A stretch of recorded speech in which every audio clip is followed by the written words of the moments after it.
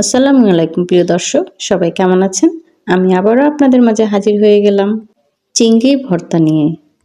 ভর্তা প্রেমীদের উদ্দেশ্যে বলছি, ভর্তা ছাড়া যারা ভাত একদমই খেতে পারেন না, তারা আমার মতো এভাবে খুব সহজেই চিংড়ি দিয়ে ভর্তা তৈরি করে অনায়াসেই গরম গরম 1 প্লেট ভাত খেয়ে ফেলতে পারবেন খুব মজা করে। আর এই ভর্তাটি এতটাই টেস্টি ও সুস্বাদু হয় যা না খেলে বুঝতেই পারবেন না।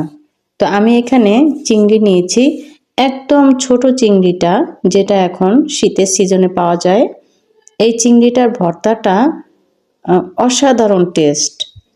তো আমি এখানে কিছু চিংড়ি নিয়ে ভালোভাবে ধুয়ে নিয়েছি, আর চিংড়িটার সাথে আমি কিছু সিম দিব। তো সিমটাও আমি ভালো করে ধুয়ে নিয়েছি। এখন আমি চুলাতে একটি কড়াই দিয়ে 1 টেবিল চামচ তেল দিয়ে দিলাম। 3টে কাঁচামরিচ হালকা ভেজে নেওয়ার পর সিমটা দিয়ে দিলাম। সিমটা আমি এখন সেদ্ধ করে নেব। সেদ্ধ করার জন্য সামান্য একটু পানি দিয়ে দিব। পানিটা ভালো করে শুকিয়ে নিতে হবে, আর সিমটাও যাতে সেদ্ধ হয়ে যায় সেজন্য সে অনুযায়ী পানিটা দিতে হবে। সিমটা সেদ্ধ হয়ে গেছে, পানিটাও একদম শুকিয়ে গেছে। সিমটা উঠানোর পরে আমি এখন চিংড়িটা দিয়ে দিলাম। এত ছোট ছোট চিংড়ি, আর এর ভর্তাটা যে এত টেস্ট, যারা খেয়েছেন তারাই বুঝবেন।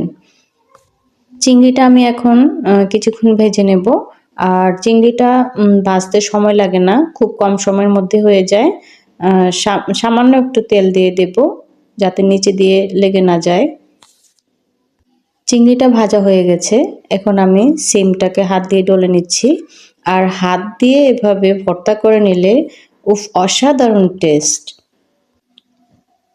তো এখন আমি সিমটা ডলার পর চিংড়িটাকেও একটু হাত দিয়ে ডলে নিচ্ছি।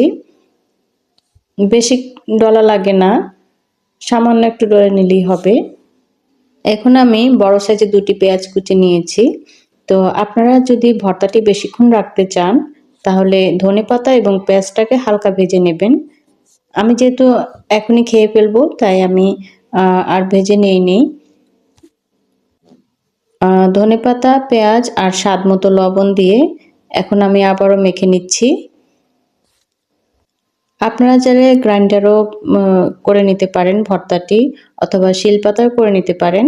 তো এইভাবে যদি হাত দিয়ে মেখে নিয়ে নেন তাহলে দেখবেন ভর্তার স্বাদটা অন্যরকম। এখন আমি দিয়ে দিব চিলি ফ্লেক্স থেকে কিছুটা মরিচ। তো আমি বাসায় এভাবে তৈরি করে রেখে দিই যাতে ভর্তাতে সবসময় সময় বাঁচানোর জন্য। তো দিয়ে দিয়েছি শেষে 2 টেবিল চামচ সরিষার তেল। সবকিছু এভাবে ভালো করে হাত দিয়ে মিশিয়ে নিচ্ছি। এই পর্যায়ে এসে আমি একটু লেবুর রস দিয়ে দিব। আপনারাও এভাবে একটু লেবুর রস দিয়ে দেখবেন কতটা টেস্টি হয় ভর্তাটি। ভর্তাটি খাওয়ার জন্য এখন একদমই রেডি। হাতে মাখা এই ছোট চিংড়ির ভর্তাটি দিয়ে গরম গরম 1 প্লেট ভাত অনায়াসে খেয়ে ফেলতে পারবেন। ভিডিওটি যদি আপনাদের ভালো লাগে প্লিজ একটি লাইক দিয়ে দিবেন, আর ভিডিওটি কেমন হয়েছে কমেন্টে জানাতে ভুলবেন না।